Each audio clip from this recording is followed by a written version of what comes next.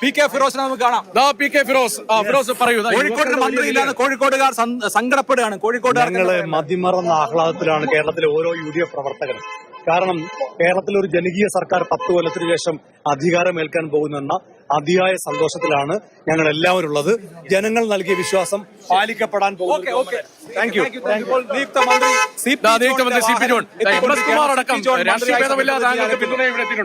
അറിയാം, എന്റെ സുഹൃത്ത്, എന്റെ കുടുംബ സുഹൃത്തുക്കളാണല്ലോ. സുരേഷ് കുറുപ്പും കുമാറും വന്നിട്ടുണ്ടാവും. ഒരു ഇടവേളയ്ക്ക് ശേഷം വലിയൊരു പിന്നെ വളരെ നന്ദി.